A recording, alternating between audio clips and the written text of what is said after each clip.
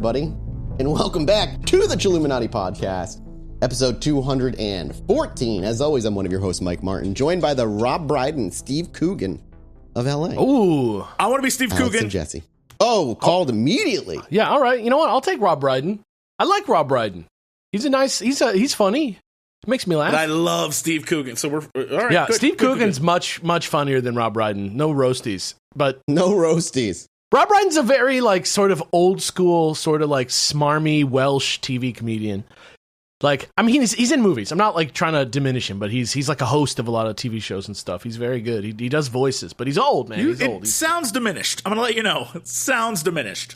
He's old. He's just, he's old school. He's an old soul. That's why, that's why I'm such a Rob Brydon in my life going, That's true. If he is old school, then you, Alex, are that. That's your whole existence is existing in the 60s. Yeah, which I've been doing now for a long time. And with that wonderful segue, folks, welcome back to the first thing I've written on this show in some time that is based on something from history that without question actually did occur. And speaking of changes of pace, I'm in a new era of advertainment here with regards to patreon.com/ChilluminatiPod, where I've decided that rather than focusing on the likely tens of thousands of people out there listening to this show for free, who I might not ever be able to convince to fork over a meal or two's worth of money per month to get access to all types of good stuff like ad-free episodes, weekly minisodes, Rotten Popcorn episodes, our new show, incredible video digital minisodes? art. Yeah, video minisodes, incredible digital art from the unequaled Studio Electro, and free merch every time we put out new merch. No.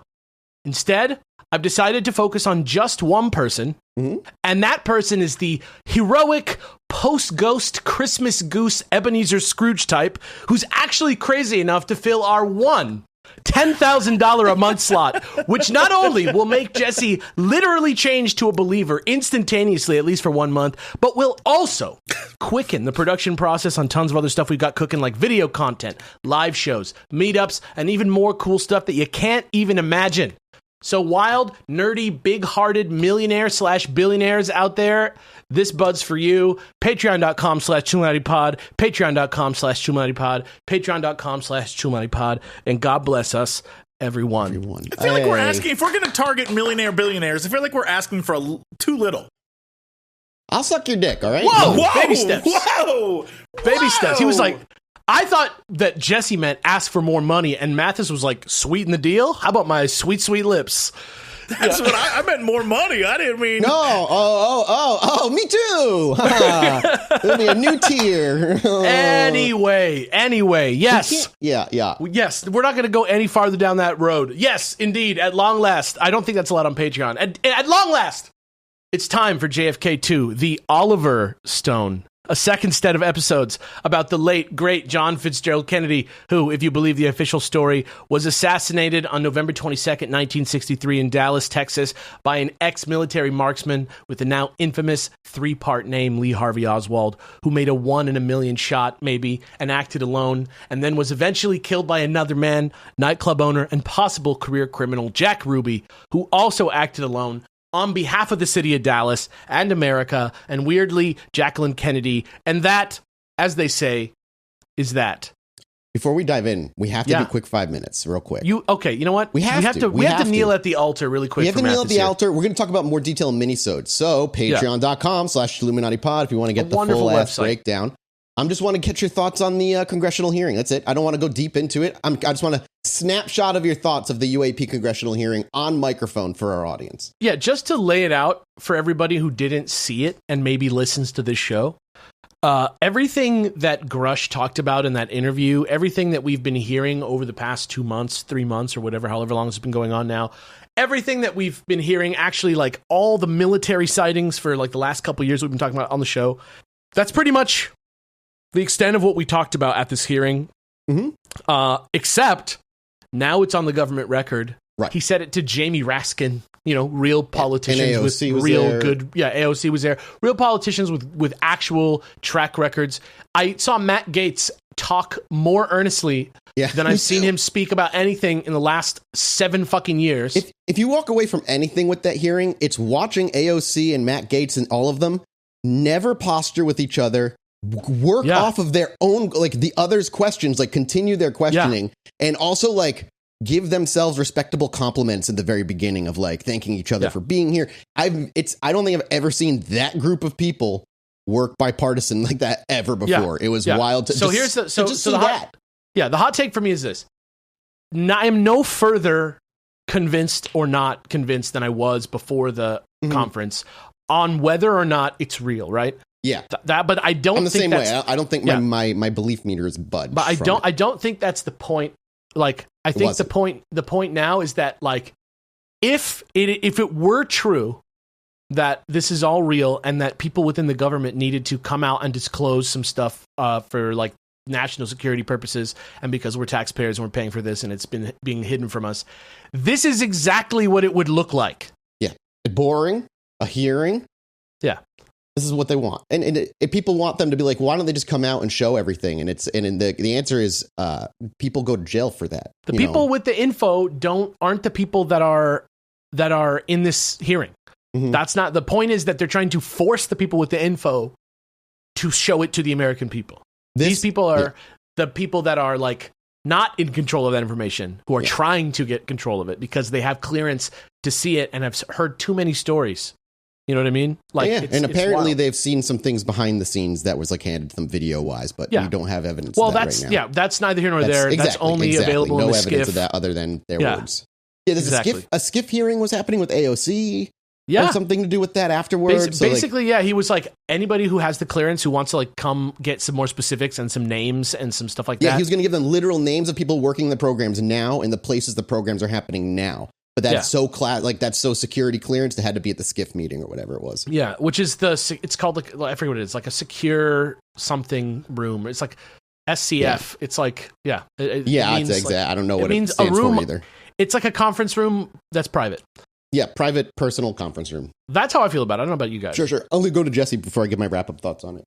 I don't think your belief hasn't budged at all either. I don't think any of ours have. No. I think it's interesting. It's one of those things that is... Did you get to watch it? I know you've been super busy with travel and stuff, so I'm not even sure you got to see the whole thing. Yeah, I mean, I got to watch highlights and clips of it and stuff. Roughly what we heard before, like you said, except now it's on a government record, which is fine. I feel like, we're still in the same space we were before, except now it's like a bigger stage, if that makes any sense.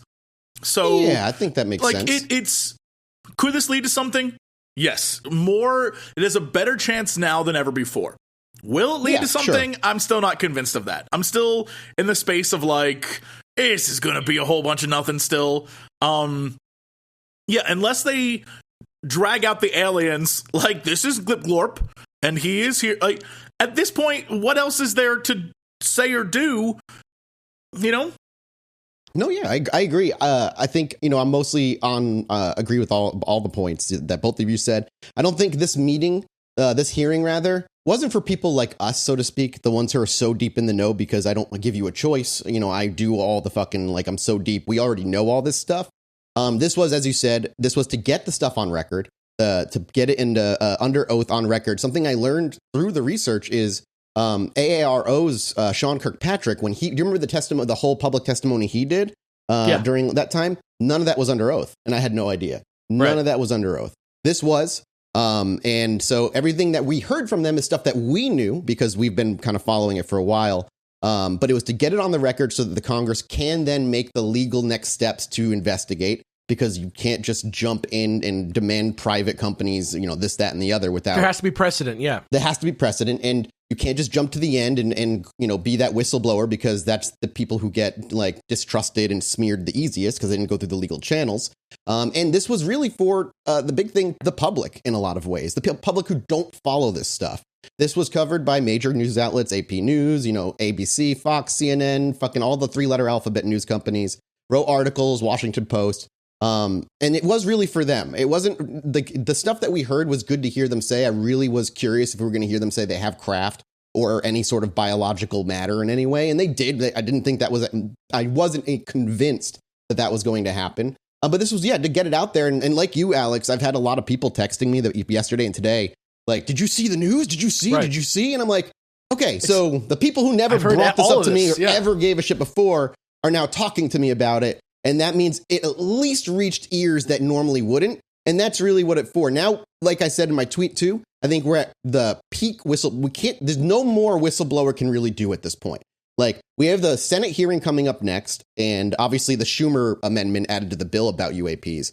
But in terms of, like, it's all up for investigation now. Like, we need the physical evidence. They need to be looking into the private, like Raytheon and Lockheed, if these actually have, craft or whatever. It's watching the law work, because now it's going to take months as things grind. Law just takes fucking forever. I'm just looking forward to September at this point. Senate hearing. Yeah, the Senate hearing is the next thing to look forward to. I don't know what to expect out of the Senate hearing, though, at this point. Like, I'm genuinely not sure. You know by now, but I'll say it again. Thank you to HelloFresh for sponsoring today's episode. There's not much more I could say about HelloFresh other than how much I've loved it, how much I've been using it for now definitely over 2 years, and how I could never go back to ever not having HelloFresh. The simplicity, the convenience, and the cost for 3 really good meals a week is just not matched anywhere else. I am utterly addicted to my dear old HelloFresh. And if you don't know what HelloFresh is, I'll give you the quick rundown. It's farm fresh, pre-portioned ingredients and seasonal recipes that get delivered directly to your doorstep. You get to skip the trips to the grocery store, and you can count on HelloFresh to just make home cooking easy, fun, and affordable. That's why it's America's #1 meal kit. It's pretty straightforward. And if you can't tell, HelloFresh is trying to give you it all. I mean, they're like a desperate crush that just wants to go out on one date with you. And the way they're doing it is by offering you more free time and fresh, tasty food. That's why they take care of the meal planning and deliver the ingredients so everything you need to whip up a delicious meal arrives right to your front door. And HelloFresh also gets that you want options when it comes to what to make for dinner. So not just the same old thing every time. That's why they offer 40 recipes to choose from every week. You'll never get bored, and you will always find something new to try and love. And that's kind of my habit personally with HelloFresh. When I get my box, I choose 2 meals that I know I like and 1 that I have never tried before. And I can't think of a meal that I have disliked from HelloFresh. I have my favorites and I have my least favorites, but whatever it is that I end up picking, I'm never disappointed with. And if this sounds good to you and you at least want to give it a shot, you can head over to hellofresh.com/chill50 and then use code chill50 for 50% off plus free shipping. That's it. hellofresh.com/chill50 and use code chill50 for 50% off and free shipping. Thank you again to HelloFresh for being around for so long and constantly giving me delicious dinners. Oh, and sponsoring the episode. I feel like the reactions that everyone has is totally different from everyone who messaged me, because it's really funny that, yeah, everyone's like, oh, wow. But also people are like, I got bills to pay, man. Like, I don't even, I got stuff to do. But there's a mix of that as well. Like, yeah, I get the text message, but a few of them are like, there's like, this fucking aliens and I have to pay rent in a week. Yeah. I saw that tweet that was like, I'm not paying any student loan payments if there's aliens. Yeah, and I wonder if that's another reason the government, if it's doing the slow roll, maybe that's why they don't want people to like stop participating in the economy because they now there's aliens. I don't know. It's all speculation, but I agree with you, both of you. We're really at peak now. Peak whistleblower. There's just not much more a whistleblower can do there's without so much they can do. Yeah. There's not much they can do at this point. It's on record under oath. Unless the next whistleblower brings video, photos, or physical evidence, it's just up to investigation now. And we kind of just have to watch it. It sucks. We're civilians. We don't get to be privy to the skiff meetings and all this other stuff. I do want to know more about that fucking red cube, though. Let me know more about the red cube, AOC. Tell me more. We'll talk more about the details a little bit in the minisode, but just the quick surface thoughts there. And give it back to Alex. Thank you. By the way, just really quickly, because I want to make sure that we have this out there for the public. A SCIF is a sensitive, compartmented information facility. Okay, meaning just like really hard to spy on, I'm imagining, basically. Yeah, it's like a place where you go talk about secrets.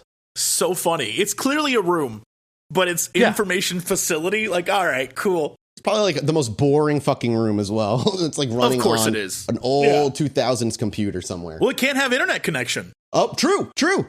It could just be like a shitty, like where the babies go in church when they cry kind of vibe. I don't know. Yeah. Oh, man. You can't bring in phones. You can't have internet connection. The cell zone is dead. It's interesting. I'm grateful it was a bipartisan skiff meeting as well, not just one or the other. I want that to be my bedroom, actually. That'd be great. Back to JFK and the mysterious energies flowing from the Oliver Stone. Ooh. Yeah, it's too perfect. If you are interested in the basics, the events of the actual JFK assassination, if you are checking in, the last time we did this was quite a while ago in our episode order. So if you need to go back for a refresher, you want to go listen to episode number 139, then you want to go listen to episode 158, then you want to go listen to episode 159, and then you want to go to episode 160, and then you will never have any questions about the day that John F. Kennedy was murdered ever again. Just kidding. You will have many questions about it again. But today, both in relation to JFK and in a larger sense myself, editorially, we're going to sharpen focus a little bit, tackle some more specific subject matter related to the case that I think is interesting to talk about, and pump out some nice, crisp, clean episodes for you guys and the fine people listening at home that just sort of hum along without bloating it with all kinds of weird meta stuff and extra length based on Chilluminati show lore or anything crazy like that. It's wild that we've been around so long that we have lore to our show now. This man straight up lied to you in the opening. He did an Oliver Stone joke and then was like, we're not going to do Chilluminati lore. We're not going to do anything we have to know about other... You did an Oliver Stone's joke. You did a Green Stone joke about Oliver Stone, and then you were like, you don't need to know. Yeah. Anyway, here's 8 cryptic clues about the next 8 episodes I'm going to be writing this year and perhaps beyond. Get ready for this. Shit. For some reason, they all start with the letter H, the 8th letter of the alphabet. I don't actually know why it's that yet, but that's exactly what I'd say. Whether I was going to bullshit you or not, that's exactly what I would say, even if it came at the last moment. I don't know. I'm pointing it out right now. Bro, in Gematria... 8 is H, and that means green stone. And the green stone is a bunch of islands beyond the ice wall on our huge flat Earth. Fuck! If you wait long enough, if you just keep beating the same drum, it takes on a life of its own. That's all I got to say. 2 guest episodes are next for me. First one, the clue is hidden. And that's going to be with somebody Jesse and I know very well. Number 2, the clue is heavyweights, and that's going to be with somebody you've probably been waiting for us to have on the show. Number 3, the clue is horse. Number 4, the clue is head. Number 5, the clue is hello. Number 6, the clue is huge. Number 7, the clue is him again. And number 8, the clue is hero. Anyway, I'm all about a nice, clean episode or two here, probably. So let's kick this thing off for real with a quick disclaimer, just like always. John F. Kennedy was a real person, and his assassination was a real act of violence. Therefore, we're going to be discussing some seriously disturbing imagery and subject matter throughout the course of this series. This was the high-profile murder of a sitting U.S. president. Videos and pictures you Google after listening to this may disturb you, so proceed with caution. It also happens to be one of the most notorious moments in world history and therefore extremely ingrained into our national culture at all levels. And so sometimes it's easy to forget that it all really happened. And I'm sure that at some point during this, 1, 2, or all 3 of us are going to be flipping about this in ways we haven't been about other murders on the show. So let me apologize for that in advance. Also, please remember that until the very end, I'm going to be reporting on what other people think happened that day. If you don't like what you hear, do not shoot the messenger. That is all I am. I'm repeating stuff that I have read. And at least until the end of this whole Maxi series when I tell you what I really think. And finally, even though I promise I'm going to try and do this to the best of my ability, I am not an expert. I'm just an internet clown man. That's it. All I am. I do the laugh-em-ups on the onlines. I'm going to make some mistakes, maybe even some egregious mistakes. So again, I'm sorry. Let me apologize for it in advance right now. And now, without further ado, let's get this show on the road. It's time for JFK 2, The Oliver Stone, Part 1, Kennedy versus the World. I say, are we rewinding to his post-death then? We're kind of going all over the place. Or pre-death. And then we're going to go way back in time, yeah. So a little while ago now, as I first started researching this topic, I saw that Oliver Stone, the award-winning Hollywood director, had made a follow-up piece to his 1991 movie JFK, which released in November of 2021, the 22nd of November to be exact. It's called JFK Revisited Through the Looking Glass, along with a 4-hour-long version called JFK Revisited Destiny Betrayed instead, both of which are largely based on a book called Destiny Betrayed, JFK, Cuba, and the Garrison Case by James DiEugenio.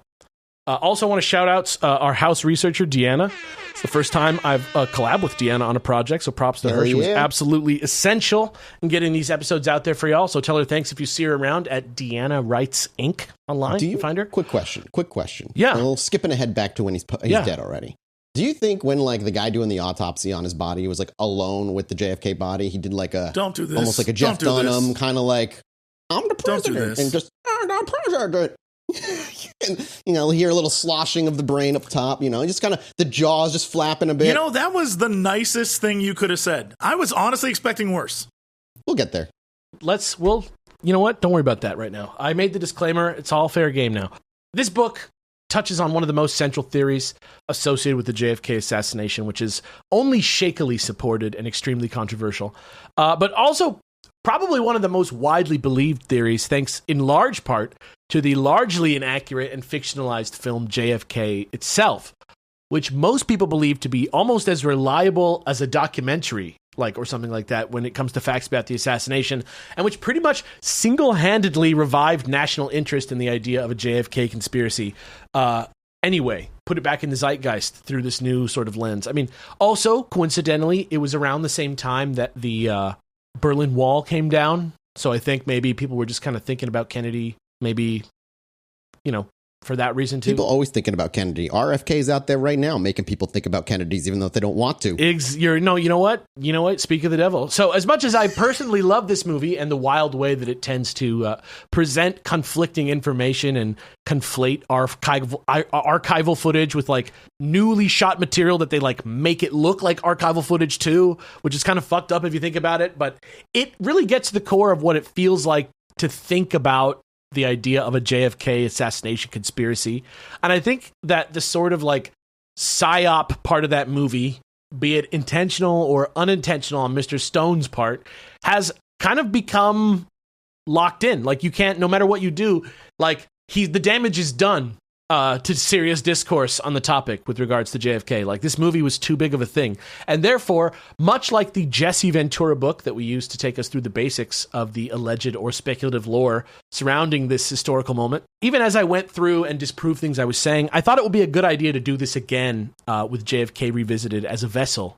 JFK the movie, JFK Revisited, we're going to go through them again as a vessel for taking us through the angle where President John F. Kennedy was assassinated by entities within our own intelligence and military agencies related to the president's politics surrounding the global spread of communist governments, and possibly even as retaliation for his actions taken at key points during his administration, which I've already lightly touched on and which we'll get into deeper in a minute. Of course, I'm going to dip around to whatever sources I'm missing as needed to tell a full, clear story of what the vibe was whenever I need to. But you heard me right the first time. Today, the weird stone that I'm talking about that's mostly just bold-faced lies is actually Oliver Stone. It's a hilarious joke. We've covered it already. I figured that, yes, it's unfortunate that so much of the culture around this topic is so heavily intertwined with a movie with so little historical value, and that a little conspiracy theory creeping in here and there might not be such a big deal in exchange. So I sat down, I watched this movie for 5.5 minutes, and literally the first thing that I see on the screen is Robert F. Kennedy Jr. on the screen talking about Bobby Kennedy made the first phone call. He was like, the first phone call my dad made after, his brother being shot was he called Langley and he was like, did you conduct this horror? And I'm like, wow, alarm bells are going off larger than I thought. And even in the year and a half or so that this has been out, context around RFK Jr. Especially has already shifted so far from where it was when he sat down for those interviews to where it is now as him running as a Democrat for president in 2024. That's all right. Well, at least he's letting us all know that COVID was engineered to avoid. Who was it? There was two people. Ashkenazi Jews and the Chinese is what it was. That's right. Oh man, what a feat of virology engineering. He's brave. As of a few weeks ago, he was polling between 8 and 21%, according to the article "The Alternative Facts of Robert F. Kennedy Jr." by David Remnick at the New Yorker from July 7th, 2023. I mean, it's hard to poll somebody this early in the game, right? Yeah. So just in case you don't know who RFK Jr. is, real quick, he is the son of Bobby Kennedy, JFK's brother, who's also his attorney general. And after he left office in 1964, Bobby served as a senator for New York from 1965 until his own assassination during his presidential campaign. Right after he won the California primary, he was in Los Angeles, unfortunately, to my shame, my great shame, on June 6, 1968. It's a whole other can of worms. It's like another totally different Kennedy assassination with all kinds of conspiracy theories. We're not going to get into that today, but anyway, RFK Jr. is that guy's son. He is unbelievably married to Cheryl Hines from Curb Your Enthusiasm. And even though he's got all the way to 69 years old as a Kennedy without holding public office, he is a Harvard-educated attorney and law professor with a history in conservation and environmental law. But though he's got plenty of bona fides, with a little more scrutiny, it is impossible. It is impossible to ignore how dangerously this man wields the same conspiracy theories we've seen 1,000 times in much more legitimate venues, just because he's like not rude, like just because he's like not a piece of shit, like at talking to people, he gets to like much more legit places and is able to spout conspiracy theories. Here's a quote about him from the New Yorker article for Jesse to read. And then you can do your own research and you can form whatever opinion about him you want. But personally... Oh, I have opinions. Personally, I don't like the man very much, but that's for you to read, Jesse. If there is a madness, slight or otherwise, in Kennedy's bid, it is not confined to his hubris. He is roiling with conspiracy theories. SSRIs like Prozac might be the reason for school shootings. Vaccines cause autism. There are many. To prepare for the conversation, I listened to some of Kennedy's podcast sessions with the likes of Barry Weiss, Jordan Peterson, Russell Brand, and Joe Rogan. I watched his marathon announcement speech and tuned into all the... I think they each rent the same brain cell to each other for their shows. I mean, really, it's... The list of those four people is roughly the same show. Yeah, I know. Same show over and over and over again. It's a bummer, dude.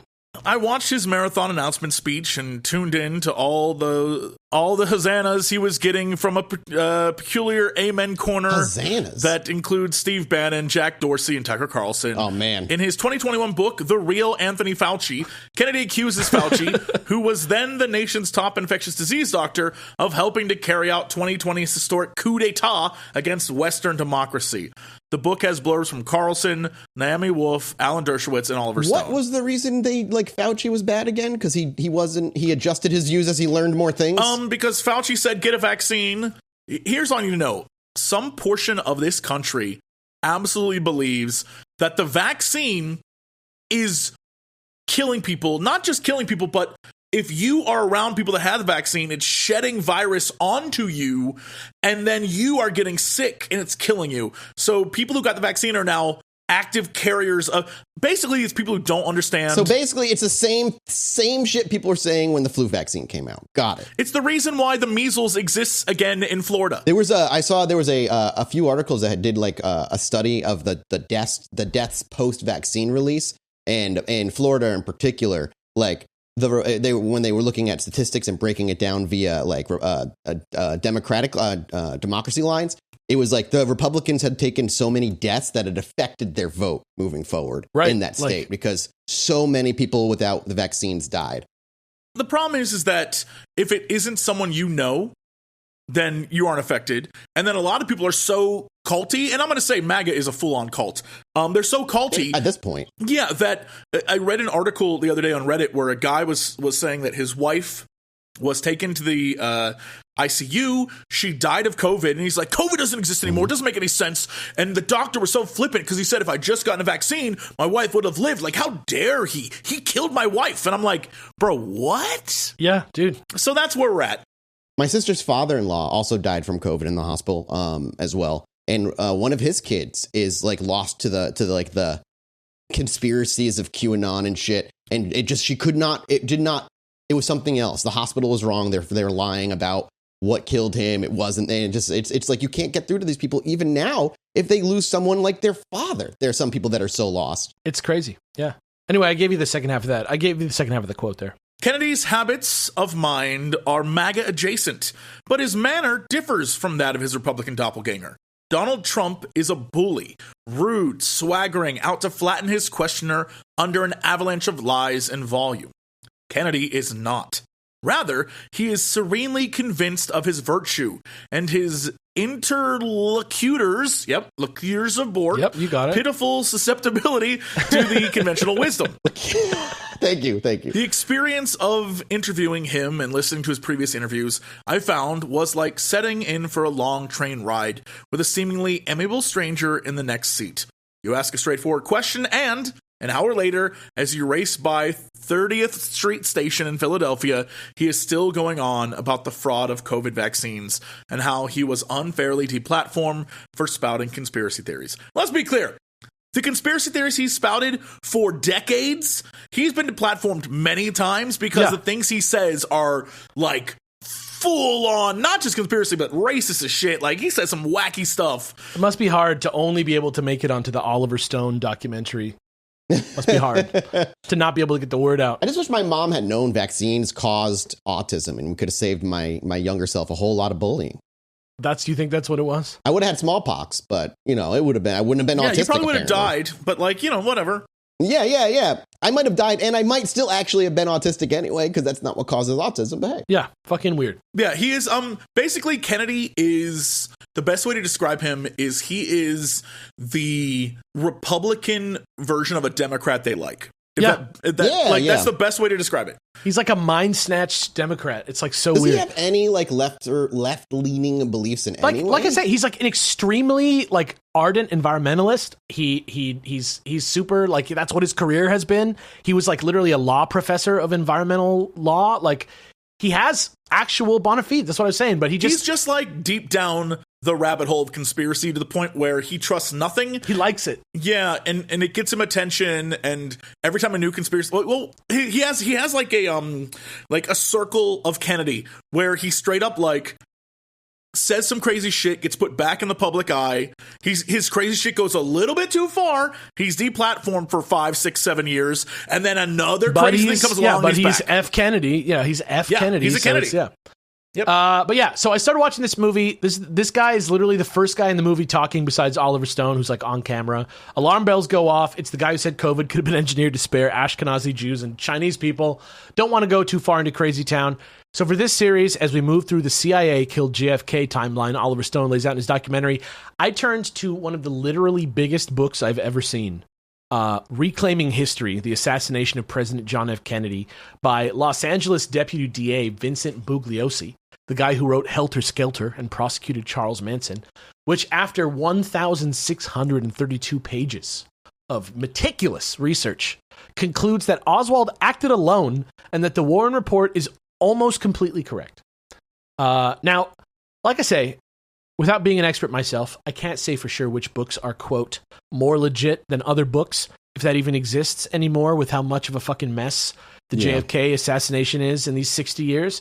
And admittedly, this book, Reclaiming History, does suffer a bit from the same problem Governor Ventura's book had, which is that it's got this like unnecessarily toxic tone.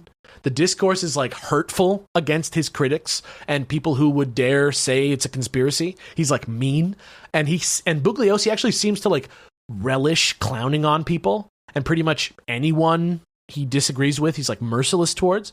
But as a guy who shares, that'll win. That proves you right. Right. But as a guy myself who shares his opinion frequently on the internet with large groups of people, I also kind of think maybe that just comes with the territory in this field, as no matter what you do, you can never escape. You will always become fucking, harrowed by the fucking masses. I am become harrowed. Yeah. So in the interest of playing the devil's advocate here for a second, before I dive all the way into Oliver Stone and DiEugenio's timeline, and I do mean timeline, we're going far back, and a lot of it is just American history. Here's an excerpt from an extremely negative review of Bugliosi's book, just to give both sides a chance to be heard here. From the University of Georgia law professor Donald E. Wilkes Jr., writing shortly after the book was released in 2007. I just want to balance it out. If I'm going to make this the counterpoint to Oliver Stone, I just want somebody to say something bad about it. And that's for Mathis to read. The critics who castigate Bugliosi's book as one-sided, close-minded, and ultimately unpersuasive are wholly justified. Reclaiming History is sesquipedalian whim-wham. Sesquipedalian whim-wham. Yeah. It is Bugliosian Boschen Buncombe of Brobdingnagian proportions. It totally fails to rehabilitate the warrant. Yeah, I'll try that again. It's Buncombe. Buncombe? It's Buncombe of Brobdingnagian proportions. Who wrote this? Brobdingnagian. It's some law professor. He's writing like, I don't even know. He's smart. He's using big words, so he's smart, guys. He's writing like a Victorian paleontologist. Sesquipedalian? Wimwham? This dude is like posting a rebuttal like I did in high school on forums when I used like thesaurus.com to make myself sound more funny or more advanced. But the phrase sesquipedalian wimwham, I'm using that from now. I don't know what that means, and I'm going to use it from now on. Sesquipedalian. Oh my God. Don't worry about it. It totally fails to rehabilitate the Warren Commission's inadequate investigation and its error-ridden report. Instead of a history book, Bugliosi has penned an over-lengthy partisan harangue. In short, Bugliosi has done a disservice to the Warren Commission critic, living and dead, who have labored, often successfully, to broaden our understanding of the JFK assassination and to the dead president himself, whose fiendish murderers, in part because of the ineptness of the Warren Commission, that Bugliosi praises have escaped punishment. Bugliosi writes as if all the basic facts surrounding the assassination are, due to his book and the Warren Report, well established and indubitable. Incredibly, however, nearly a half-century after the murder, that some say recalibrated modern America, many material issues of fact remain unresolved. Alex, question. Who wrote that specific quote? That was University of Georgia law professor Donald E. Wilkes Jr., God rest his soul. E. Wilkes Jr. I'm looking this guy up. I need to know what he looks like. His Hesquipedalian whim-wham. He looks like Cormac McCarthy, is what he looks like. In my mind. I haven't looked at him. He absolutely does look like a dude who would use every single one of those words. I don't know what he actually looks like, but in my mind, I'm just imagining a picture of Cormac McCarthy. It works. Another guy who can God rest his soul. All right, so now that we've heard from both sides, we got our wild freewheeling history that's written by the winners, fucking Oliver Stone jam session going on one side, and we have a bitter fact-based toxic rebuttal on the other side, and we're going to go through the timeline this new movie presents, tie it in with the events of the 1991 JFK movie, and maybe get some sort of feeling about the notion of a CIA conspiracy in the process. Okay? And perhaps this tug of war between truth and gut feeling is precisely the point. In fact, here's a quote to that effect from Oliver Stone himself for Jesse to read. So this is Jesse doing his best Ollie Stone. Ollie Stone. That's what they call him, right? I don't remember what Oliver Stone sound like, I'll be honest. That's okay. I believe the Warren Commission report is a great myth. Perfect. And in order to fight a myth, maybe you have to create another one, a counter myth. I wanted to use Garrison as a vehicle for a larger perspective, a metaphoric protagonist who would stand in for about a dozen researchers. Filmmakers make myths. D.W. Griffith did it in Birth of a Nation. In Reds, Warren Beatty probably made John Reed look better than he was, but remained true to the spiritual truth of Reed's life. I knew this would make Garrison somewhat better than he was, and, in that sense, we'd be making him more of a hero. I knew I would catch a lot of flack for that, but I figured it was worth it to communicate some truth in an area that had been steeped in lies for nearly 30 years. That was like the soul of Oliver Stone speaking. He sounds like Josh Brolin, but that was his soul. He's also referred to the film as, quote, a fragmentation of reality, which I think is a perfect way of thinking about it in contrast to maybe confusing it with anything resembling the truth. But it's true, he never goes far enough in explaining to his audience just how much inventing and conflating he does in this movie. And don't worry, we'll hit a lot of the major things wrong with it before we're done, but unless he's talking in bad faith. In the end, me and him mostly just have the same goal, which is to make you think about something that might not be as settled history as we think it is. That's it. That's all I want you to do. Don't take it too serious. And as we go through, also, don't just think about the larger idea of whether or not an entity within the government could assassinate the president and get away with it, but also the smaller boots-on-the-ground story that the movie tells, and which I touched on briefly in episode 160, featuring Kevin Costner as the real-life DA of New Orleans in 1966, Jim Garrison, who we just talked about, who also just so happened to be cast in the movie as an overly sinister cameo version of Justice Earl Warren himself, which I thought is like the weirdest thing. Like, he cast the real Jim Garrison in that movie as Earl Warren, which I feel like is like a roast in some way. I don't know. It's wild. That's weird. That's for sure. He was like, he's not in charge. It's like if you think about it from like a filmmaker's perspective, it's like Warren wrote the truth, but now we're following like Garrison's Warren report. You know what I mean? Sure. It's like a weird. Well, look, if the government did kill JFK, how there's like a year at least worth of failed attempts at assassinating him, and I'm very curious how often they got distracted by their own LSD, 100%, or any other thing that caused them to wander off until eventually they just got it right finally. Yeah, I don't know. A lot of brothels were probably created. A lot of sex was probably being had. I don't know why it has anything to do with killing JFK, but they convinced themselves it did. Yeah, I think you're right. Like, I don't know. Like, I'm like trying to think about like what I really think happened, and it's every time that I read something, basically my mind changes. It's so crazy. Basically, Garrison started basically, it's just I know. I have my theory. I think we talked about it though. Like, I think we talked about this in the last episode. I think what's his face hit him. I don't necessarily know if the shot Oswald killed him. Yeah, Oswald definitely hit him with a bullet, maybe two, whatever. But I think in a panic, maybe there was an accidental fucking shot fired by one of his dudes, because the night before it was well known. You think one of the Secret Service guys shot him by accident? Well, yeah, because the night before the Secret Service had all been trashed and like tired, and they were like not really all there for that day because they were all like getting drunk the night before for whatever reason. Well, I'll guarantee you that we'll talk more about that. That's my next. I know that's a theory out there. I think you don't believe the grassy knoll or the magic bullet. Dude, the magic bullet, dude. That just means wanted. That just means wanted is real, and I need to start learning to curve bullets. Well, you just have to swing your arms wildly while you shoot. That's what I know. Works. I've seen that movie, and I liked it. Isn't that the one with that dude that's called like The Shit or something like that? I don't know. Whatever.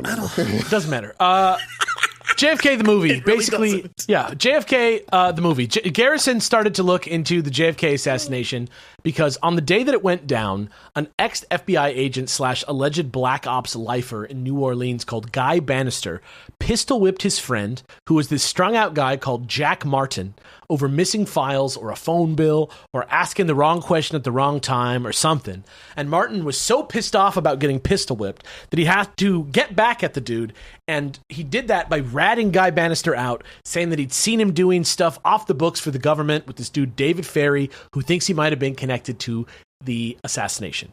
He says Ferry knew Oswald from when they were serving in the New Orleans Civil Air Patrol together, and that he drove to Dallas from New Orleans the night of the November 21st, and that, quote, he was supposed to have been the getaway pilot in the assassination, end quote.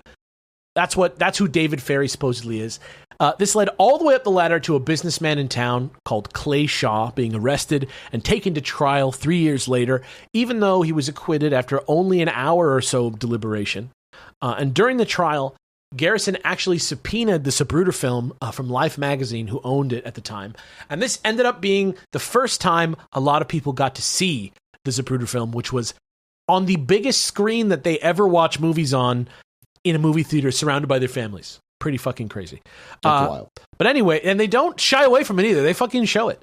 But anyway, in the years leading up to the trial, Garrison kicked off a huge investigation that uncovered tons of crazy witnesses and evidence of FBI and CIA intervention and mafia connections. But without getting too far into the weeds now, let's just sink into the history of America of JFK's administration, which at first is pretty cut and dry since it's all fairly verifiable global events, and we'll get deeper and deeper as we go. So basically, we're going all the way back to 1955 to start off. The Vietnam War kicks off between the it's allegedly a war between North and South Vietnam, which in reality functioned as sort of a proxy battle between the Cold War powers of Soviets and Chinese, who supported the North, and United States and their allies, who supported the South. It was an extremely complex political situation involving factions in both countries fighting against each other, until eventually the United States was dragged into direct involvement that lasted all the way until 1973. That's a pretty long fucking conflict. However, during the era of Kennedy's administration, which began in 1961, which was already 6 years into the war, though we had not yet escalated to participating in the ground war ourselves, the dominoes were already falling. Americans felt the threat of communism at the gates, and though we started with only around 1,000 advisors in the country in 1959, by the time of the Kennedy assassination in 1963, we had already increased that amount by over 20 times. I mean, this is interesting too, because this does have a very light crossover with MK Ultra in that we're now, the government information machine, the CIA, what was the OSS prior, now exists, and they're hunting for a new enemy. They want somebody to be their enemy so they can do more shit, make more things to do. They want a reason to exist. And in their minds, I think especially at this time, they're still like heroes in their own mind, protecting America from threats that are happening. Yeah. So going again, Kennedy was directly going against these people at the time. And these people had already seeped their fucking claws and tentacles into the government to a point where it acts on its own. And it still very much probably does. Yeah, that's pretty much like the vibe today. Yeah. The OSS goes to MK Ultra. They eventually become the CIA. And now we move into the 60s with Kennedy, and they're trying to do their thing. And it's all tied together. It's true. At the same time, in Cuba, 1959, same time as Vietnam, in Cuba in 1959, after the U.S. government withdrew military support from General Batista, Cuban revolutionary Fidel Castro quickly made his way to Havana, gained control of the country, slowly became a very scary figure for the United States, as they realized how hard he would be to control and how aligned with global communist interests he might turn out to be. So that's already a big problem for us in terms of the Cold War. In June of that year, when Castro starts to put his systematic land reform laws into effect, which is like him nationalizing like private businesses in Cuba, like American sugar plantations and stuff like that. It cuts into the profits of American big business, and in the sense of like big clubs and entertainment areas, also organized crime interests in America were being affected by this systematic land reform laws that Castro was doing. And pretty soon, some very rich people are petitioning for the White House to oust him from leadership altogether. At the time, Dwight Eisenhower was still president, and in response, he signs off on something called a Program of Covert Action Against the Castro Regime, literally the only piece of paperwork issued during the whole project that he signed, which is so freaking crazy to me. Everything else was like kind of off the books, which allowed the CIA to create a program staffed largely by Cuban exiles to work against the political influence of Castro and his regime through various lines of attack, such as propaganda dissemination, an intelligence gathering network within Cuba itself, and even a small paramilitary force that would secretly enter the country and train and lead anti-Castro resistance groups. And it was allowed to spend millions of 1960s dollars on all of this in total secrecy, isolated from other parts of the government in order to maintain plausible deniability about the actions of this group, just in case things ever happen to go south.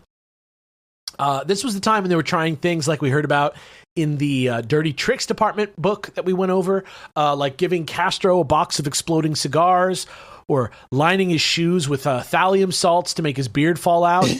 The beard was the source of his powers! To discredit him, right? Yeah, no, it was to remove his, manliness. He was getting a lot of power from, appearing on TV and giving speeches, so, it's like making him look foolish was like a plan.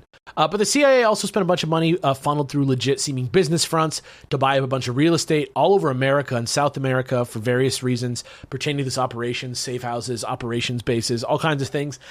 They set up a main base of operations in Miami by the end of May. This went on for months until Kennedy won the election, and he was sworn in January of 1961. However, at the same time, if we wind the clock back again to 1960 and head over to Africa, where the Republic of the Congo had just won its independence from Belgian colonial rule at the Congolese Roundtable Conference in Brussels in January of 1960, largely thanks to the political leadership of Congolese National Movement leader Patrice Lumumba, with the independence date set for June 30th of that year, just 6 months later, with elections to be held in late May. That's how they were going to do it. However, just before that was going to happen, the Congo crisis broke out thanks to a mutiny within the Congolese army. And though Lumumba came to us for assistance at the time, Belgium and France and the rest of Europe, who were our allies, had us convinced that these guys were like anti-white communists. Most people were. So when they turned to the Soviets for help instead, the deal was sealed, and we were like out on Lumumba. The government in Congo was actually split in a deadlock between Lumumba and this newly elected Congolese president they had elections for, Joseph Kasavubu. So that's like an impasse, like actually deadlocked, because Lumumba was like this hero. And this was very annoying to both President Eisenhower and his head of the CIA, Allen Dulles, because right in the middle of an NSC, we know this because right in the middle of an NSC meeting, National Security Council meeting, Eisenhower, quote, just blurted out to everybody in order to kill, not to anybody in particular, but blurted out to everybody assembled there to kill Lumumba. Because they wanted this regime change to happen, and Lumumba was like stuck in their craw because I feel like maybe they were a little bit embarrassed that they didn't help him in the first place. Like, I don't know, but it's like, it was like a catch-22. They were in like a political, not a win-win, like a lose-lose. Right. Seeing no other option and a chance for his own uncontested leadership of the area, basically what ended up happening was that Lumumba's chief military aide, Joseph Désiré Mobutu, with the support of the U.S. and Belgium, deposed Lumumba in late 1960 and installed his own government in his place. So that basically Lumumba's like military guy was like, fuck this, I'm just going to take it over. You guys are both out. I'm Mobutu now. And Mobutu, if you know, is Mobutu, right? That's like he was a dictator for a while over there. Meanwhile, Kennedy is elected in November, gets into the White House, and steps right into the middle of this when UN Secretary General Dag Hammarskjöld calls him to let him know Lumumba's been imprisoned and that he should intercede, which Kennedy tries to do since he had no idea any kill order on Lumumba had ever been given by Eisenhower, and wants to distance the United States from such like brutal, bloody, Western-centric policy decisions. But in January of 1961, just 48 hours before Kennedy is sworn into office, allegedly under advisement from Dulles' CIA and directly in the face of Kennedy's wishes, Lumumba is handed over to his enemies and shot in the head and thrown in a shallow grave, and Kennedy doesn't even find out for a month until Adlai Stevenson tells him about it, which is pretty crazy. Yeah, it's wild. So if anything, this intensifies Kennedy's resolve to help win the Congo their independence, and he decides to back the Secretary General of the UN, Hammarskjöld, in his efforts to maintain unity and broker some kind of peace treaty between the two sides, kind of because he feels beholden to it now, because he feels responsible for Lumumba, and he's kind of, I would say, probably pissed off about it. So now, as we enter 1961 proper with Kennedy in the White House, oddly, this is probably the most important year to this theory of the Kennedy assassination, even though it's 2 years before the assassination took place. We have a communist proxy war activity thing going on 3 separate fronts, a dissenting and concerningly autocratic CIA head in Dulles, and the worst part for Kennedy is that he's stepping in right before a bunch of things happen that he doesn't really want to happen and are really starting to happen. Like, he jumps into like some real shit, like probably the most like notorious shit that America was in for like 20 or 30 years after this. If you want to learn about Dulles and how his rise, go listen to the MK Ultra series. That's a huge portion of that 4-parter is Dulles' rise. He's like a villain from Chilluminati coming back in the Endgame movie. Yeah, no, this is all going to culminate to Endgame, which is our own nuclear annihilation. Yeah, just in real life, yeah. Cool. Yeah, right. So cool. Yeah.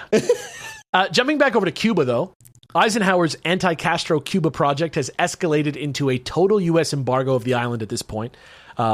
And ever since Castro reached out to the Soviets for help, it also included a complete severing of all diplomatic relations.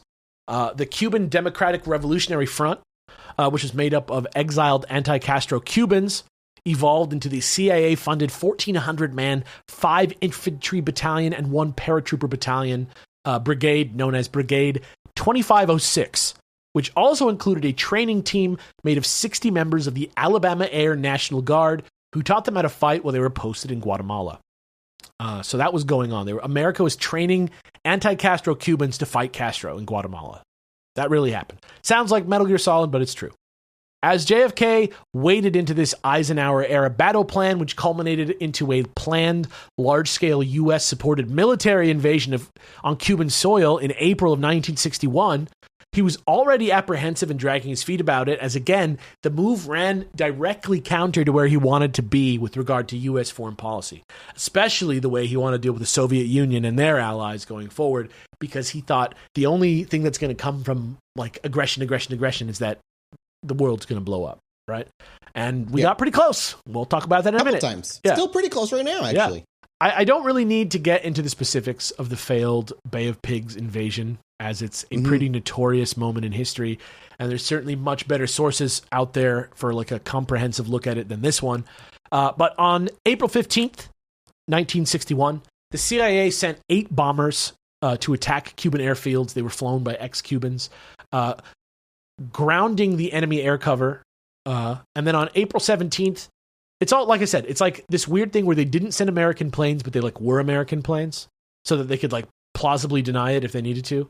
But they took out a bunch of the Cuban planes. And then on April 17th, 2 days later, Brigade 2506 launched from South American ports to land in the Bay of Pigs at Playa Girón. Almost from jump, Castro takes over the response, reacted very aggressively, and very quickly, Brigade 2506 started to lose their advantage. Kennedy, who already had one foot out the door on the plan, was not willing to get directly involved any further, decides, as he sees that the thing is not going to work out in his favor, decides to withhold any further air support, which leaves 2506 out there on the beach with their asses in the wind, with a force of like a numbers below what the CIA analysts deemed necessary for a successful operation. And by the 20th, they're completely defeated and captured, and a bunch of them are killed, and it forces Kennedy to negotiate for the 1,113 surviving prisoners taken, to the tune of $53 million in food and medicine. So egg on everybody's face. This not only left Kennedy pissed and embarrassed, but also Dulles was pissed, because now everybody's blaming the CIA for the blunder, to the point that he even wrote an article for Harper's, Dulles did, about this, called My Answer to the Bay of Pigs. But out of a sense of duty, he decided at the last moment never to publish it, even though the final draft was fully complete and now lies filed in the Allen W. Dulles papers at Princeton in New Jersey. I haven't been able to access the papers, but there's a rather thorough article about them in the fall 1984 issue of Diplomatic History by U.S. Foreign Relations Officer and Foreign Policy Specialist Lucien S. Vandenbroek, which Mathis is going to read for us right now. I'm going to put a little quote there for you in the quote box. Bing. According to this draft, then, it is simply untrue that the Cuban venture failed because the intelligence advisor misled Kennedy into approving an ill-conceived plan. Instead, the real cause of the disaster was the White House's lack of determination to succeed, fearing some unpleasant political repercussion from the invasion. Dulles explains. Okay. Yeah, okay. You know what? You're right, Dulles. It probably wasn't good. Very smart. The president consistently strove to reduce the visibility of the undertaking. Therefore, rather than authorize whatever effort was required to succeed, Kennedy whittled away the scale of military operations, in the end fatally weakening an otherwise sound plan. Yeah, and... Dulles. Yeah. Ever the shit-eater. And according to the Monday, April 22nd, 1966 edition of the New York Times, which was like a think piece that they published a couple years after the fact on the history of the CIA's worst moments, and argued about whether we even need a CIA in the first place, the bad vibes went both ways. And here's a quote from that for Jesse to read right now. I'm going to put that in the chat for you. And President Kennedy, as the enormity of the Bay of Pigs disaster came home to him, said to one of his highest officials of his administration that he wanted to splinter the CIA into 1,000 pieces and scatter it to the winds. Of course, he didn't do that and really just kind of tighten their leash a little bit. But whether anyone knew it or not, Dulles' days were numbered. But then we have this little nugget of insanity that pops up when the very next day after the Bay of Pigs defeat, literally the very next day, in the midst of the Algerian War, 4 retired French army generals attempted a failed coup d'etat against then-current French President Charles de Gaulle to keep French and, by extension, Western interests from withdrawing from French Algeria. Right? This failure was largely attributed to a speech de Gaulle gave dressed in his old World War II outfit that went out on both television and radio. and supposedly reached enough soldiers that the coup d'etat just like lost support. Like it was called like the Transistor Rebellion or something like that. I forget what it was called, but it was like he was like so out there with his speech and like so inspiring, and it reached so many people with this new technology that it actually like motivated the army to turn on the generals. But interestingly, however, just as the generals had made their big push in Algeria, because this was took a couple days for this to go down, there was an article in the Italian newspaper Il Paese, I think that's how you pronounce it, was already reporting that, quote, "It's not by chance that some people in Paris are accusing the American Secret Service headed by Allen Dulles of having participated in the plot of the 4 ultra generals." That's actually a quote from the newspaper that week. And by the next day, a Russian broadsheet called Pravda was already adding NATO and the Pentagon and the CIA into the mix, and that the rumor had come straight from the Élysée Palace, which is like the French White House, basically. And then this story gets picked up by the French paper Le Monde, which ran a front page story about the CIA going rogue against Kennedy's wishes. And it got so wild and out of hand with the reaction that the White House literally had to call and reassure de Gaulle that it wasn't true. You know, they had to be like, dude, I don't know where they're getting this from. Oh, well, what year was the generals in France? This? Yeah. Like when they tried to overthrow de Gaulle, what year was that? That was literally days. It was like the next day after the Bay of Pigs, April 1961. Interesting. Okay. Sorry. I was trying to figure out what its relation to the movie Battle of Algiers was, but I think that's later in the 60s. So it's not 61 for sure. I'm not super familiar with the Algerian War. I just know that this event happened. It's like a failed coup in the midst. The movie Battle of Algiers is like a very famous black and white film. It is what literally caused like massive consternation in France about the treatment of Algerians and stuff. But I think it came out in either 67 or 66 or 68, something like that. So it's not related at all. So I just was curious. That's all. Yeah. I mean, I think the war last. I think it could be the same war. But it was basically like the White House had to call de Gaulle, be like, "This was not us. I don't know where that came from." But it became fairly clear later that first paper, the Italian one, Il Paese, it was actually a common source for Soviet-planted disinformation stories, and this was probably one of those stories. According to a November 22nd, 2021 article from Rolling Stone, same day as the new Oliver Stone documentary came out. An article from Rolling Stone called "This is where Oliver Stone got his loony JFK conspiracies from." Just like the CIA, the KGB would pay off certain editors and journalists and wage mental warfare for the Kremlin in the pages of newspapers and magazines all over the world. And they did this so often and so like intentionally that there was actually like Department D, like a directorate that was specifically made to undermine United States influence on the world stage in the media. So I only mention this now in so much detail because 6 years later, in 1967, a story from the same paper fingered Clay Shaw as a CIA money launderer for operations in Rome. That story gets picked up by the National Guardian, which is like a new left paper in New York, on March 18th, 1967. Jim Garrison sees this, and that's probably the thing that set him on Clay Shaw in the first place, which eventually ended up creating Oliver Stone's JFK movie 25 years later, is like one single piece of misinformation from the KGB in a fucking Italian newspaper, which is just nuts. As much as we're saying Dulles did all this like insidious shit, he actually did not try to assassinate Charles de Gaulle, probably. And a lot of places, including his Wikipedia article, say that he did, which is, to this day, which is wild. However, that doesn't mean that a few months later, Dulles did not help assassinate the sitting Secretary General of the United Nations, our old pal Dag Hammarskjöld, from the Lumumba affair, who took Kennedy's side in the interest of peace, which, if you remember, is still happening right now at pretty much the exact same time as all the rest of this is on the other side of the world, which, you know, when they say the president's hair goes gray really fast, this is why. Yeah, there's a lot happening. Yeah.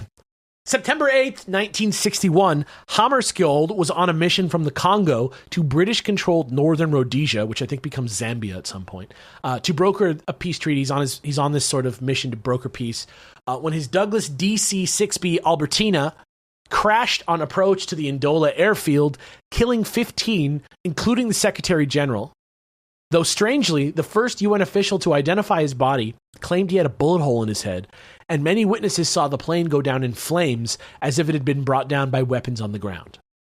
So there had always been rumors, even from the beginning, and it's not exactly clear how much Kennedy may have been aware of it or not. But according to a 2016, I don't think that he would have been in favor of killing this man. Let me just put it that way. He was working with him directly to broker peace at this time. So I don't think he wanted this to happen.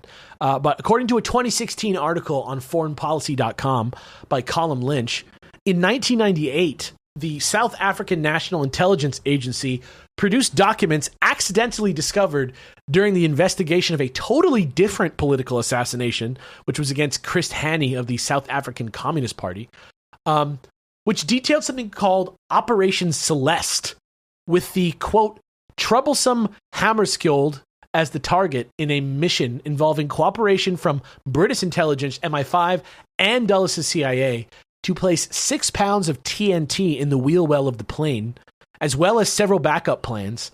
And suspiciously, it was also confirmed that the CIA was listening in on all air traffic, radio chatter in the area that night. Confirmed. I mean, that doesn't surprise me at all, especially with Dulles in charge. Yeah, and then also in October of 2017, a new UN-mandated report had this to say about the incident, which seems to actually lend some credence to the idea of rogue CIA hits being carried out without the president's knowledge. And Mathis is going to read that for us. Let's do it right now. There is a significant amount of evidence from eyewitnesses that they observed more than one aircraft in the air, that the other aircraft may have been a jet, that SEBDY was on fire before it crashed, and or that SEBDY was fired upon or otherwise actively engaged by another aircraft. It appears plausible that an external attack or threat may have been a cause of the crash, whether by way of a direct attack causing SEBDY to crash or by causing a momentary distraction of the pilots. Such a distraction need only have taken away the pilot's attention for a matter of seconds at the critical point at which they were in their descent to have been potentially fatal. Yeah, and can you imagine having to deal with all this shit while also having to figure out the fucking Vietnam War, where you're also constantly and then having to go meet aliens to sign decrees between the two of your people. Yeah, we'll get into that. We'll get into that in a later episode, maybe. But you're also being pressured to send in troops. You're being pressured to get more involved than you want, but you kind of have to do that now because you're already in there because of something that wasn't your choice. So it's all just happening, and you're the president, and it's 1960, and it sucks. And honestly, I guess now is good enough of a time as any to ask the question, right? What do you boys think? If you're Kennedy, do you hate the CIA right now? And if you're the CIA right now, do you hate Kennedy? Oh, they hated Kennedy. Of course the CIA hated. If it's you, are you seeing this from both sides?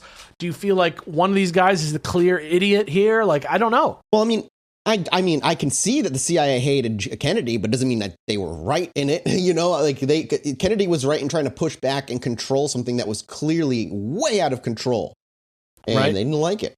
It's Kennedy, I don't know. I always think about Kennedy as the Mandela effect moment for this universe, where we could have ended up with we could have ended up with a much more harmonious government that was kind of low key and kind of chill in the way that we do diplomacy and kind of been not so aggressive. But you couldn't have been that way at the time, though, right? Because nuclear proliferation is already happening. Yeah, it wasn't just Vietnam. It was exactly Cuba, and then in the North Sea, subs almost blowing each other up, and multiple almost missile launches. Exactly. And constant, this is the time period people were yo, let's hide under desks because we could be nuked. And it was. Yep. I can understand why, because Kennedy he had a different attitude when it came to American domestic policy. Yeah. And I think that pissed off a lot of people. But they all had to work together in dealing with overseas threats. And the thing is again, going back to what you were saying about the Bay of Pigs and whatever, he had to think about domestic stuff because he's still president. And he's trying to he has to make the American people happy. Yeah. Yeah, you can't launch a full-scale crazy invasion on Cuba. It wouldn't. They're already at war. The American public wouldn't have it. So he had to, kind of figure out something. And clearly, he chose poorly. Right? It wasn't a good plan. Yeah, exactly. It's like people today on Twitter. But he was limited. It's people today on Twitter like criticizing Biden. They're like, why doesn't he just throw all the like senators that are like insurrectionists in jail? Why doesn't he just do that? And it's like, you can't just like start from like a single piece of information and then like act in a vacuum as if none of the other systems and realities that are happening and all these plates that you're spinning at once are all happening. And, you know, I think that's like part of the reason presidents that are good still face criticism all the time, is because you can't satisfy everybody every moment, and people that you're trying to satisfy don't have the knowledge that you have as the leader of all the different problems happening at once. You know, and that's kind of why I did the episode this way, is because it kind of structures it in that way where you kind of have to think of it from his point of view. Yeah, just like let it play out as like, okay, you're Kennedy and you want to get rid of Castro. Okay, what are our options? Well, I say we invade. Like, okay, so you're invading an ally of Russia, and you're only escalating the war further. We're already involved in one war. Now we're sending our troops into a small island nation that is allied with a because the CIA is like out for blood. Yeah, there's absolutely no way that would fly. And in particular, I mean, the Cold, again, MK Ultra to here, there was the Cold War in between. They have not stopped treating and thinking Russia as an enemy to the point where like they're trying to cut their balls off at any given opportunity, no matter the global politics involved. I mean, because to the CIA and to a lot of us, Russia, they see us as an enemy. We are again, it comes down to not just government, but also like models for business and life. And like, it is, I always think about that. It's crazy that we are so diametrically opposed that, you know, it is consistent. Even when communism fell, it was they didn't. Well, now we're part of the capitalist world and we're democracy. Like, no, Russia's just never been. They've had strong men run the show forever. Yeah, and I don't know, man. I wish it could change. Everybody's country has their own version of propagandizing as well. Like, it's built into culture a little bit. I mean, America's very similar. We're all like the mega consumer, right? Our like founding fathers are literally deities here. Drunk. Like, let's not pretend. The deities, they 100%. They're not seen as human at all. Not for the reality of they came up with a government idea while drunk at a bar somewhere. Like, they don't think about I've been to that bar. I've sat in the table where Ben Franklin sat. Yeah. It's not a heavenly. Yeah, it's not a heavenly palace. It's just a pub. I know this sounds weird, but if go listen to the Jersey Devil episode. And that'll humanize Franklin for you real fucking quick. That'll humanize Franklin for you. The troll, he's a magnificent troll. I always wonder what people think too, like from the outside, like in countries that aren't the United States and Russia and stuff like that. Like, I especially like the people that are like in Eastern Europe who kind of like maybe have a foot in both cultures a little bit more. Like, I'm very interested in what you think. Like, I'm American. I have one way that I think about the CIA, and, you know, I have a different opinion than a lot of Americans about the CIA. And then I have an opinion of the KGB, right? And I know that the KGB are, like, bad dudes. You know what I mean? Like, I know that's what they want you to think about them, too. And I know that they don't try not to be that. But I also know, as a reader of books, that the CIA is very much the same beast as the KGB, and I always wonder who people see as the scarier one. I have a feeling it's us. I have a suspicion that people with no skin in the game think we're the baddies. I feel like that might be true, but not because of the realities of our world. But America is good at producing entertainment and producing like a message that can go across the world. And CIA being this overpowerful like monster machine is something that they were very good at making sure everybody believed, even when it wasn't quite that yet. Well, let's put it this way. I'm sure there's a lot of people out there that think we're the baddies. It's worth keeping in mind. It's worth keeping in mind. America has done heinous shit. Yeah. Like, we've cashed in on all the goodwill we earned from WW2. But the thing is we're an empire. Right. We're the empire with the biggest dick and the most military. And through the Ukraine like proxy war that we're having with, you know, Russia, essentially, we're able to be like, look at all of our toys. And by the way, these are last generation toys. And just like, we just get to, that's why we are as safe as we are, because we flex so hard. Nothing can come at us right now. Rome was very similar. They eventually fell, though. But also, I think the reason why people dislike us is we use that might indiscriminately sometimes, where, there's not many nations that can fly a drone halfway across the world and target a person individually. Like, it's hard to be like, they're the good guys, That's how we've been since we dropped the nuke.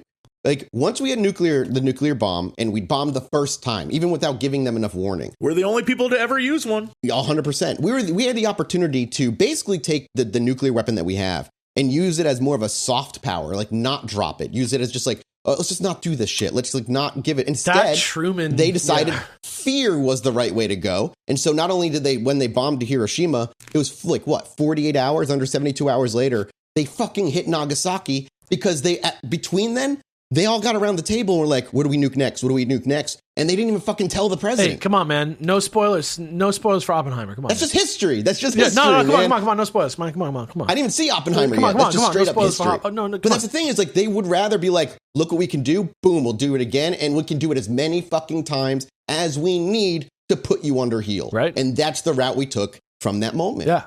So, regardless of what anybody thinks, opinions of Dulles at this time were lowered on all fronts. He was viewed as somebody who messed up big a few times. And he was made to resign on November 29th, 1961, just one day after being awarded the National Security Medal, and he was replaced by John McCone. Now, correct me if I'm wrong, Dulles still stayed within government, and he moved somewhere else. He stayed within government, and then shortly, within a year, he got appointed to the Warren Commission, which is crazy. That's the thing. The man didn't really lose his power. He just kind of fell out of the limelight, but still had a lot of contacts. Well, he wasn't the boss of the CIA. And we'll get into... And here's another quote, actually, from the New York Times for Jesse to read about what happened next to the CIA right here. Following a rigorous inquiry into the agency's affairs, methods, and problems, Kennedy did not splinter it after all, and did not recommend congressional supervision. Instead, President Kennedy transferred the CIA to the Department of Defense under the close supervision and control of the Joint Chiefs of Staff, which would also report on CIA plans and operations to the president. So it's not that he didn't want the CIA, it's that he didn't want the CIA out of his control, pretty much. Because sure enough, one day later, a new Kennedy-era version of the Cuban project, now called Operation Mongoose, was officially authorized on November 30th, 1961, literally the day after Dulles was dismissed. This unleashed a stream of small, annoying acts of terrorism, espionage, and weaponized propaganda against the Castro regime that carried on unabated for almost a full year, with the eventual goal of discovering or provoking some sort of justifiable pretense for direct military intervention in Cuba by U.S. military forces. But this time, with the whole Western world, like, with us, like a way that we get to do it, and everybody thinks we're doing something for the good of the world. Some of the plans for this early in 1962 included Operation Bingo, which was a false flag attack on U.S. facilities at Guantanamo Bay. Operation Dirty Trick, which maybe was where the name of that book came from. I don't know. Operation Dirty Trick, where we blamed communists and Cuba if John Glenn's Mercury flight accidentally ended up crashing, and just saying, oh, the communists did this. And perhaps most famously, something called Operation Northwoods, in which CIA operatives would stage and commit terrorist acts against both military and civilian targets, including on American soil, and then blame them on the Cuban government. This is why people believe crazy MAGA shit and QAnon. Yeah. This stuff right here. Yeah. Following the proposal of Operation Northwoods, Kennedy actually removed General Lemnitzer as his chairman of the Joint Chiefs Staffs because he was so, wilded out by that. And as a result, Kennedy started to lose popularity in the military at this time, big time, with the general thinking being that he was being soft on Cuba now, though he continued Operation Mongoose activities on Cuban soil unabated for months. Literally, Castro was, asking him to stop, and he was like, no, I'm not going to stop, until fall of that year, when an increased Soviet presence on the island started to put him off, especially because it wasn't clear at first what they were doing there, until, of course, October 14th, 1962, when a U-2 spy plane finds that Soviet nuclear sites have been built in Cuba likely as a direct threat to United States operations in the regions and as sort of like a check for political action by the United States. He was blasting Beautiful Day as it was flying across. Yeah. Don't do that. Don't do that. No? He was like, it's already on your phone. All right. This kicked off something. Beautiful day. Yep. This kicked off something called the Cuban Missile Crisis. I've heard about this. It's weird. Yeah, that sounds familiar. That was fake news, dude. JFK Jr. is coming back tomorrow, and he'll tell you how much fake news it was. The closest we've been to global nuclear war since the bomb was created was the Cuban Missile Crisis, and since that we know of. I don't have it here in front of me right now, but the story goes that like we dropped depth charges on a submarine, not knowing that submarine had a nuke on board, and the submarine had to come out of the water because they were running out of air, and like. One guy who like didn't lose his cool is the only reason why we didn't like go to nuclear war. That's wild. Isn't that crazy? Anyway, that came out like years later. Anyway, I don't want to think about that too much. Kennedy did not want to attack the U.S. Like the National Security Council wanted him to just like not say anything, not do anything, and just like one night just like blow up all the nukes. Like that was like their plan. But Kennedy kind of saw that as, quote, Pearl Harbor in reverse. So about a week later, on October 22nd, he announced that there was going to be a naval quarantine around Cuba and said that any Soviet ship in the area would be subject to search. One ship ended up being searched this whole time.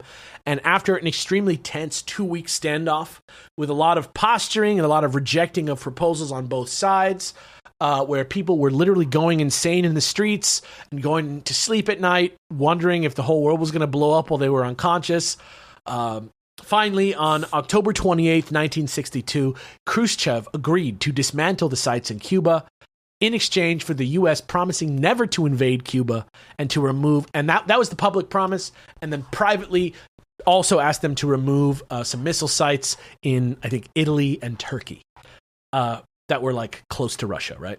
And though Kennedy's approval rating with the American people at this time was skyrocketing to like 77% or something like that, his tendency to constantly seek diplomatic solutions to situations where we might have once used military might under other leaders was slowly fraying his relationship, not just with the military itself, but the entire industrial complex supporting it, whose money and profits are tied to producing weapons and equipment for war, which started to become a real point of contention with regard to the Vietnam War, which, by the way, has still fully been happening this entire time.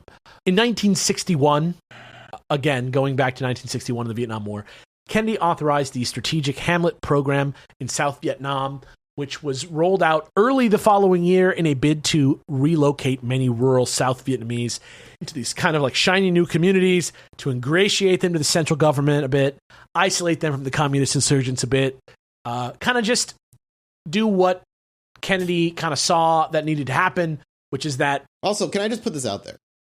We shouldn't be telling other countries what kind of government they should have. Just saying. Yeah. It doesn't matter if it's Kennedy or what. All this is wrong. Like I say... This is not our place to put governments in power that the people of the country do not want. We all agree. And I think that if Kennedy could have done this over, he probably wouldn't have even got involved at all. Right? But... Potentially. Yeah. I just want to put... That's, it's just one of those things like, no matter what president takes the action, it's my opinion, not something that we should ever be meddling with. 100%. Look, we pulled out of Afghanistan. They went back to the government they wanted. But the biggest problem, though, is that, and this goes back to the problems with Kennedy. The biggest problem is that if you do nothing, you risk making the world a more dangerous place for Americans. And as a president, your job is to protect America and its citizens. Sure. So by letting another country... That was literally the whole Cold War in a nutshell. Yeah. But every time, our record of succeeding is god awful. Oh, no, we suck at it. We're terrible. Way more. Yeah. So we have a body of evidence that now we can at least say, hey, maybe this isn't the right way to do things. But we also have evidence that if we don't interfere, it can bite us in the ass as well. A lot of the a lot of the past is us being, there's a large period of American history where we were we didn't want to mess with the world. We were like, we are isolationist. We're going to do our own thing. And the world went insane. So there's something where look, it is a problem. It's a major problem. There's no clean answer either. Yeah. I'm not a politician.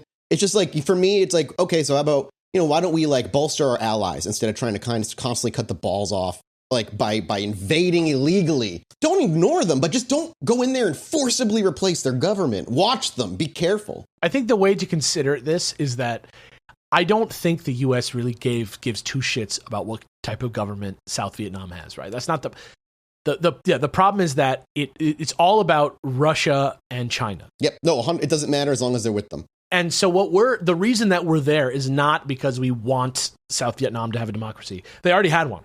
You know what I mean? It's just that the communists there are allowing those interests to expand. We'll get into that a little bit too. Literally right now, actually, because basically, so this program happened where they're trying to like isolate the like people in the central government who are like in rural areas from the communist insurgents. But that project slowly waned because the conflict itself between North and South Vietnam escalated. And by the time he signs the National Security Memorandum authorizing the use of Agent Orange and on foliage and in combat, Kennedy's feeling trapped in a catch-22 by the influence of communist powers in Southeast Asia as a whole. Because it's not just Vietnam, right? It's other countries too. And here's two quotes from him at a press conference and later at a dinner, both on April 24th, 1963, that I got from President Kennedy, Profile of Power by Richard Reeves, and stitched together here for Mathis to read for us. And before I read that too, for those who don't know what Agent Orange is, it's a heinous poison. It's a dioxin that enters your body and immediately begins damaging or destroying vital organs, cells, your immune system, and your hormones. Never should have been used. Never, ever. And Agent Orange was extremely deadly, and we sprayed 20 times more than the manufacturer ever recommended. Yeah. Just like good times. Just to add to that, my dad was in Vietnam, and one of his major concerns for me growing up was he was like, yo, I'm terrified that affected you in some way. So he got all sorts of like tests and stuff done just to be sure when I was a kid. So like that's why your hair is orange, I guess. That's probably what happened. Yeah, you are orange.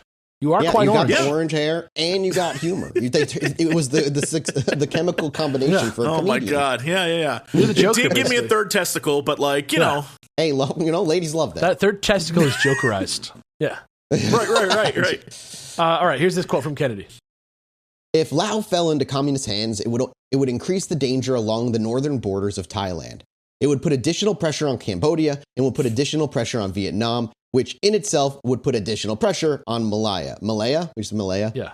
So I do accept the view that there is an interrelationship in these countries, but we don't have a prayer of staying in Vietnam. Those people hate us. They are going to throw our asses out of there at any point. But I can't give up that territory to the communists and get the American people to reelect me. And sure enough, he's kind of right. By August, as the South Vietnamese President Diem and his brother become more and more dictatorial, using like U.S. trained soldiers to like take out like Buddhist protesters and shit like that.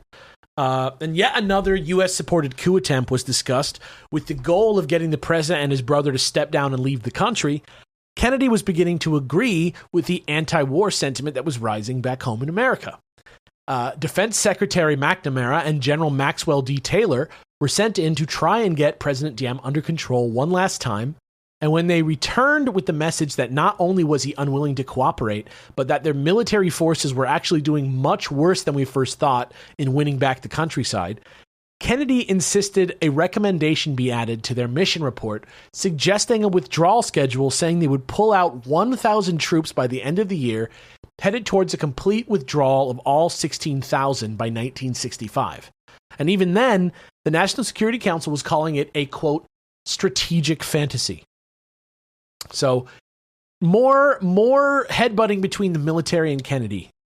But by then, the coup was already underway in Vietnam, and to Kennedy's horror, not only did the South Vietnamese generals overthrow the government, they also arrested and executed the president and his brother. National Security Advisor McGeorge Bundy drafted a memo encouraging Kennedy to keep fighting communism in Vietnam with increased military and economic aid. But just before he left for Dallas, speaking to one of Bundy's aides, Kennedy was quoted as saying, "I want you to organize an in-depth study of every possible option we've got in Vietnam, including how to get out of there. We have to review this whole thing from the bottom to the top." And that's as he's getting on a plane to fly to Dallas. Nobody knows exactly where Kennedy was at, exactly in his head, or what he would have done as he left for Dallas with no decision being reached. But both McNamara and Lyndon Johnson have stated that Kennedy was planning to withdraw after the 1964 election. And what we know for sure is that 4 days after the assassination, on November 26, 1963, now President Lyndon Johnson signed National Security Action Memo 273, which, according to Oliver Stone... Lyndon Johnson constantly had his dick out all the goddamn time, by the way. He would literally be like, have meetings with him in the bathroom with the door open. A man's love to show off his wang all the time. Johnson was one of the weirdest guys who's ever been president. And the more you read about him and his weird tape recordings and all the stuff that he did, he's such an interesting cat.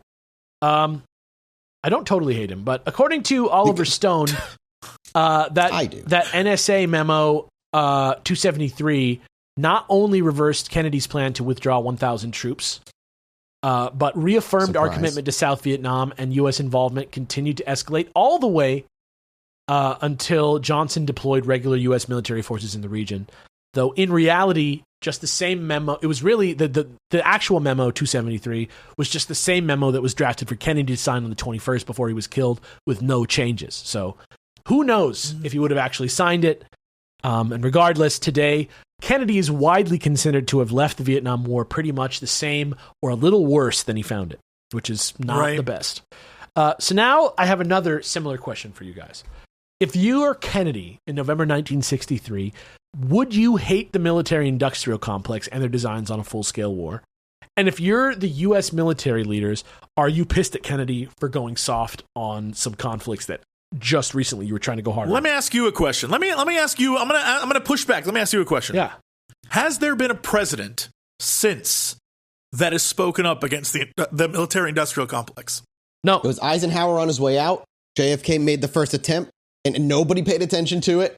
Like, let's just be real. That's what runs our country for the most part today. It's just the military-industrial complex just makes all the calls. Go look at the military, go look at the budget. Every year, we have to approve a budget, and every year it grows, and every year it's so much bigger than everything else, and people will complain, they'll be like, oh, it's so big. No one will do anything about it. No one will touch it.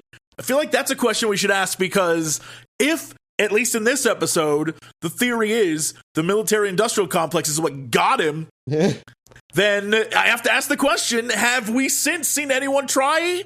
No. Right. No, not at all. I mean, and then it goes, and just money all over the government is not, this fucking Pentagon has like 80 billion unaccounted for in their audits every year, and it doesn't change how much they get. Yeah. Like, it's nuts. It should. It's nuts. They should cut it by 80 billion. But they didn't. So now that we have all that out of the way, I'd say that you probably have all the context that you need to understand the things that we're going to be talking about when we break down the movie and the documentary, like, allegations more next week. You guys feeling pretty good about where you're at? You guys feel like... Yeah, the foundation is very, very set up again. We're back. This is a nice episode for people to come back into, because you don't really need to have listen to the other episodes, because we started kind of right at the top again. Yeah, exactly. And now, since we're caught back up literally on the timeline, all the way back up to November 22nd, 1963 again. We're back up and to the left. Yeah. Rather than walk you all through it again, like I did in episodes again, 139, 158, 159, and 160, I figured that instead of that, I'm going to leave you with some absolutely optional homework and some even more optional extra credit, but I promise that if you do them, you will enjoy yourself. Firstly, if you haven't already, now is the time for you to go watch the movie JFK. Steal it if you can, because fuck the movie studios trying to fuck over all the creative people that love making movies, who work for them and just want to be paid. Yeah, we absolutely stand with all those people striking, by the way.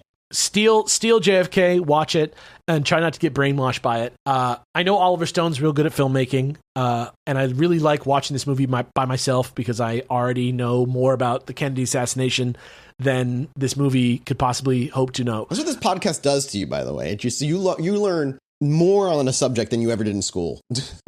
But goddamn, as we will see next time, that movie is even less accurate than you think, probably. Awesome. And in fact, here's a quote for Jesse to read from the film critic Aaron Aradias at Texas Public Radio for the movie's 30th anniversary in 2021.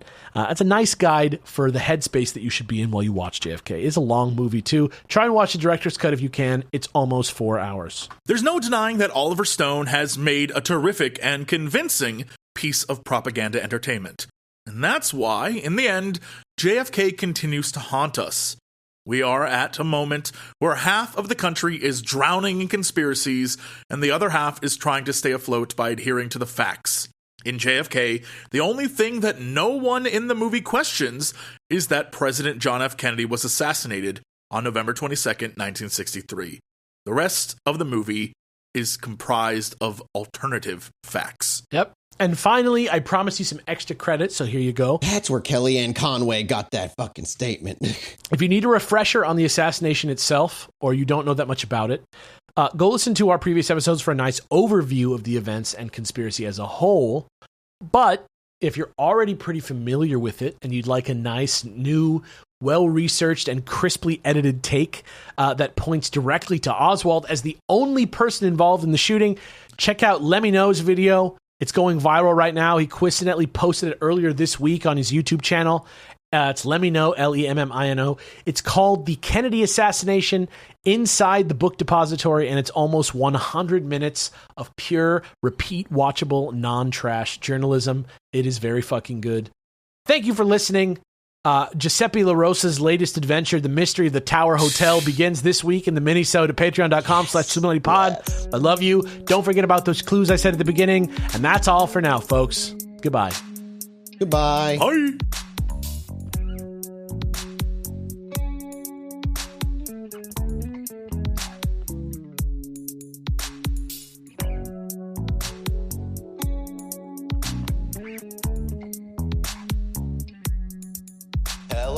Welcome back to the Chilluminati podcast. As always, I'm one of your hosts, Mike Martin, joined by the...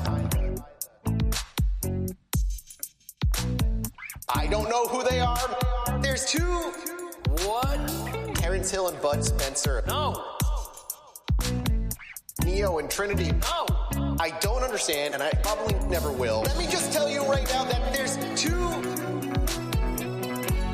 Leon Kennedy and Claire Redfield. I'm telling you, I think he literally just looked up famous duos Cheech and Chong. and has just been going through the list ever since. I'm trying to dig deep. Which one of you is Dick Powell? Me? Your name's Jesse Cox. I want Chilluminati. I want my I want Chilluminati. I want my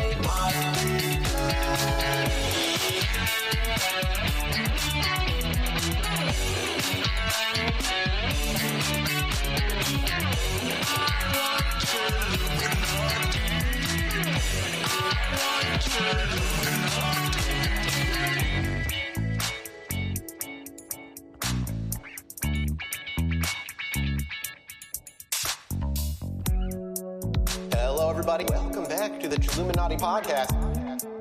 As always, I'm one of your hosts, Mike Martin, joined by Alex and Jesse.